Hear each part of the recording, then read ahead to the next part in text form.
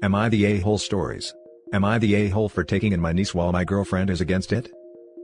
I am 24 male and my now ex-girlfriend Sarah is 23 female.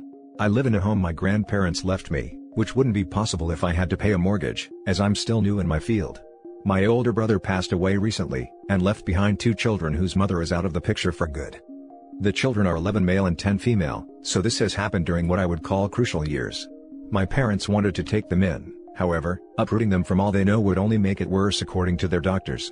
My parents are getting everything in order to move here, but that's going to take some time, and we're guessing around 6 months.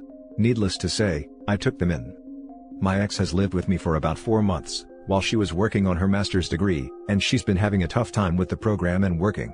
Before my brother passed, Sarah asked if she could cut back on her hours, so she could focus more on her studies, and I didn't have an issue with it. Sarah is child-free forever, and was really upset that I was bringing kids into the house, when she felt there was a better option. We talked it over and couldn't meet anywhere in a compromise, so I told her it would be best if she leave. She refused, because she had nowhere to go according to her, and I explained the kids would be here permanently, so she needs to get her things in order. Sarah told me she wasn't leaving, and because of COVID, I couldn't evict her.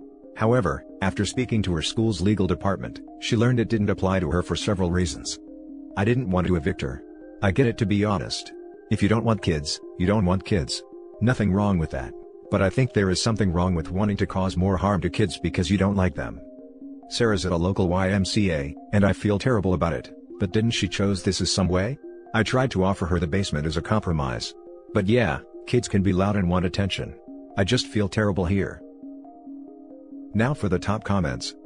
Not the a-hole. Your house, your nephew and niece. She is an ex, who happens to be a roommate. You gave her a warning of their coming to give them stability, and she chose to be an A. It's on her if she stays or goes. I know evictions are still able to happen, where I'm located, but it is a longer process. Do you feel financially able to take on 2 preteens? Does your home have enough rooms for 2 separate adults and 2 separate kids? They are at an age they should have their own rooms. I think it's wonderful to help out family in need. Yeah. I mean, I'm not rich or wealthy by any means, but I have the money to take care of the kids. Their dad left them some money, which is in a trust that I can access if need be, but they get his survivor's benefits, which takes care of the extra groceries we need. I can handle everything else. My parents offered to send money too, but we're good. I really don't want Sarah here if she's going to look at the kids with disdain in her eyes. They don't need that.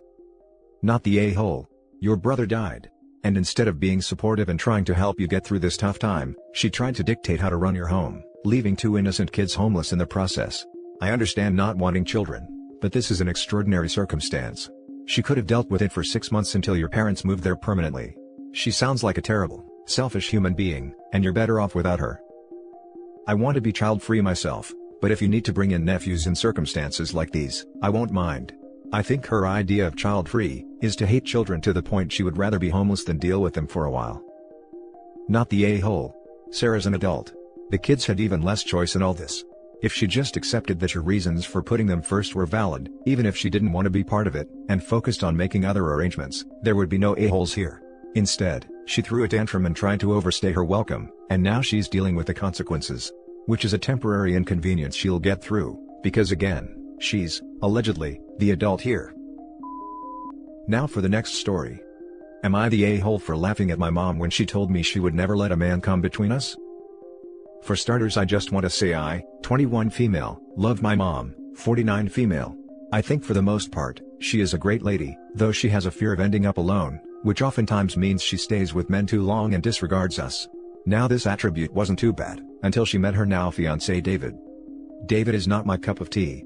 Before my mom and him were together, my mother and I never fought, but David would constantly instigate fights between us for no reason. Literally, one time he told my mom I was being disrespectful for going to a school-sponsored event, and not getting home right on time because the buses were late. He also makes terribly rude remarks to my siblings and I, most of them being grossly sexist, homophobic, and ableist. My brother has a mental disability, which David perceives as him being lazy. He also makes rude remarks to my mom a lot, but does it under the guise of being nice or helpful, which basically means he says it with a smile. He was not very nice to his animals either, which I think is disgusting, but luckily he doesn't have any at the moment, so I don't need to worry. I told my mom from the beginning, when I was 17, that I didn't like him, and she told me she wouldn't sacrifice my happiness for hers. So now since I'm an adult, I usually just leave her be. The other day though, We were talking about a friend of hers who is basically emotionally abusing one of her kids to appease a man. My mom said, "Ugh, it's just terrible, I would never let a man treat my kids like that or come between us." Which I just laughed at. She got irritated at that and asked why I laughed, and I just said that she might not have been as bad as her friend, but David does treat us disrespectfully, which you have chosen to ignore. I told her it's fine now and you should hold your friend accountable, but you're also being a hypocrite. She freaked out, started crying and hung up. My brothers thanked me for saying something and said I was in the right, while my aunt called and said I'm an adult now, so it shouldn't be any of my concern what my mom does/who she dates. Which I guess is right. I don't know though, am I the a-hole?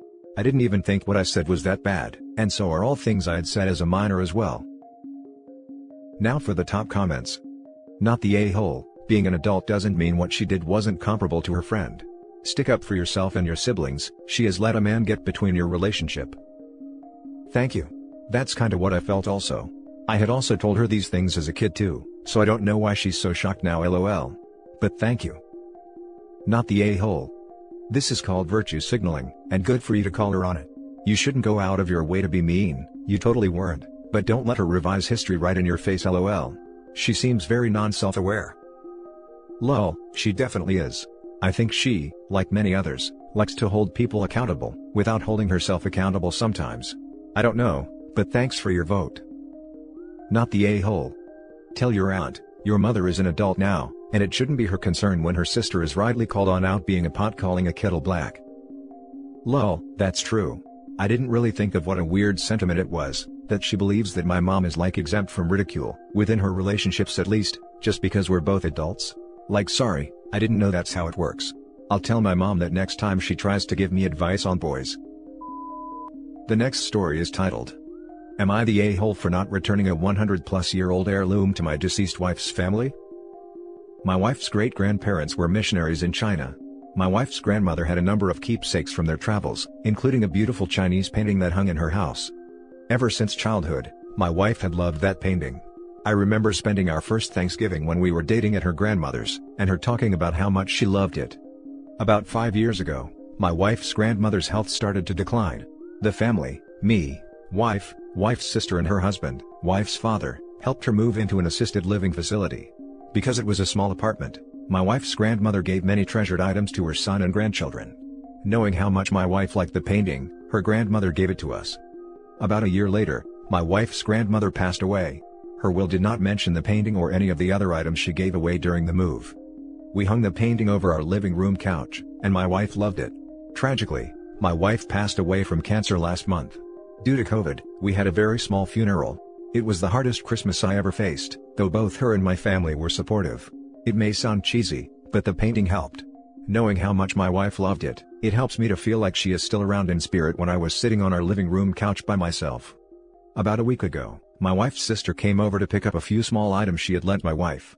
She saw the painting, and asked me if I would give it to her to keep it in the family.